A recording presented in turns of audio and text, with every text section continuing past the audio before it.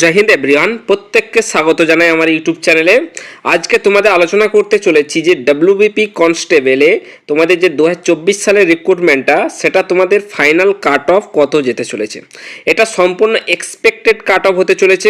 এই যে কাট অফটা তোমাদের ডিসকাস করব, এটা 99% এই কাট অফের ভিতরেই তোমাদের নাম্বারটা থাকবে বা তোমাদের মেরিট লিস্ট আউট হবে। ঠিক আছে, এখানে সমস্ত ক্যাটাগরি ওয়াইজ আমি ডিসকাস করব, চাই UR, OBC, OBC B, SC এবং এসটি, ইডাব্লিউএস, পুরুষ এবং মহিলাদের কত কাট অফ যেতে পারে সেটা তোমাদের এখানে ডিসকাস করা হবে। ঠিক আছে, এবং ইন্টারভিউ সহ কাট অফটা ডিসকাস করা হবে। ঠিক আছে, তো যারা অ্যাসপিরেন্ট এবং যারা ডব্লিউবিপি কনস্টেবলে এবছর এক্সাম দিয়েছো তাদের জন্য এটা বিশাল ইম্পর্টেন্ট ভিডিও হতে চলেছে।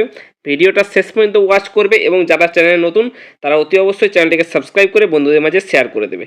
তো চলো আমি তোমাদেরকে স্টেপ বাই স্টেপ দেখিয়ে দিচ্ছি তোমাদের ডব্লিউবিপি কনস্টেবল কাট অফ 2026। ঠিক আছে, এরপরে দেখো এখানে মেলদের কথা আমি ফার্স্টে উল্লেখ করেছি। তার মধ্যে সর্বপ্রথম আনরিজার্ভ ক্যাটাগরির আমি উল্লেখ করেছি, অর্থাৎ ইউআর ক্যাটাগরি। ইউআর ক্যাটাগরিতে তোমাদের ভ্যাকান্সির সংখ্যা কত ছিল সেটা তোমাদের ফার্স্টে উল্লেখ করি, একবার দেখে নাও।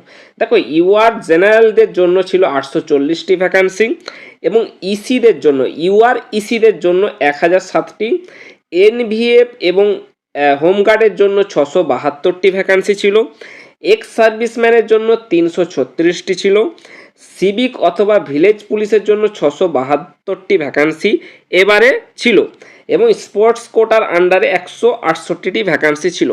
ওভারঅল ভ্যাকান্সির সংখ্যা ছিল তোমাদের এবারে ইউআরের ক্ষেত্রে 3695টি ভ্যাকান্সি।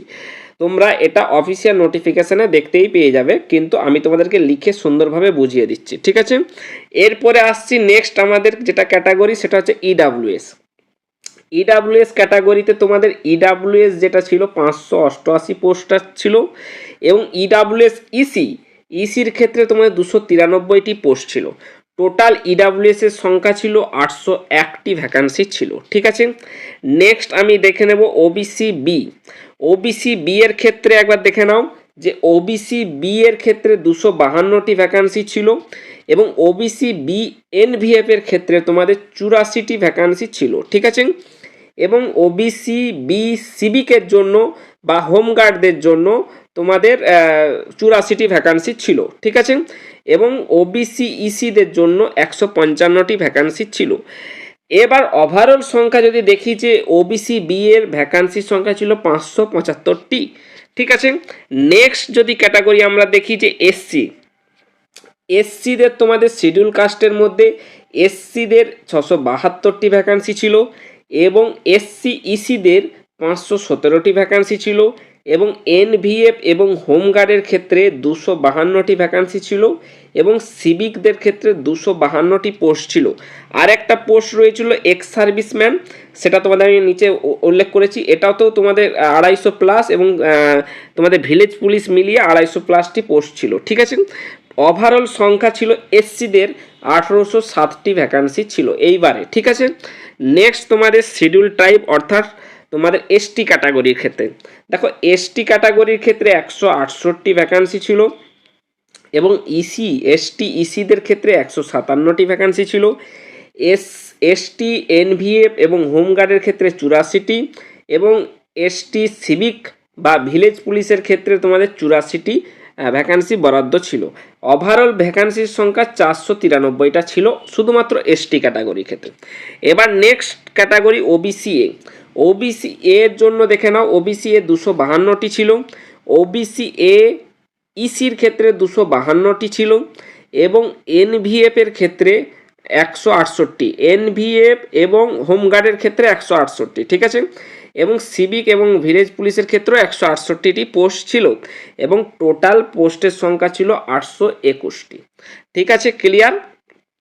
এবার আমি তোমাদেরকে দেখাবো যে ফাইনাল কাট অফ অর্থাৎ ইন্টারভিউ মিলিয়ে তোমাদের ফাইনাল কাট অফ মেল এবং ফিমেলদের কত গেছে সেটা তোমাদের আমি কি এখানে ডিসকাস করে নেবো। দেখো সর্বপ্রথম যদি আমি দেখি যে ইউআর অর্থাৎ আনরিজার্ভ জেনারেল ক্যাটাগরির ক্ষেত্রে ছেলেদের 62 থেকে যাদের 65 নাম্বার রয়েছে ইন্টারভিউ মিলিয়ে তারা তোমরা জয়নিং লেটার 100% হাতে পাবে, এটা মিলিয়ে রাখুন।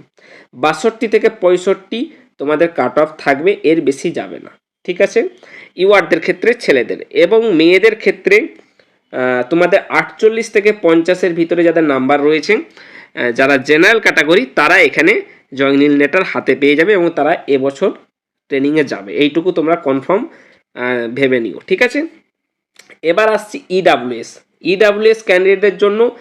যারা ছেলেরা তারা 45+ স্কোর যাদের রয়েছে, পিএমটি পাস করার পরে ইন্টারভিউ দেওয়ার পরে যাদের 45+ নাম্বার আসবে, তারা এখানে মেল ক্যাটাগরির ভিতরে ইডাব্লিউএসে তারা নাম এসে যাবে। এবং যাদের ফিমেল তারা 30+ যদি পেয়ে থাকো, বা 30 থেকে 32 বা 29 থেকে 30 এর ভিতরে তোমাদের কিন্তু সিলেকশন হয়ে যাবে ফিমেলদের জন্য।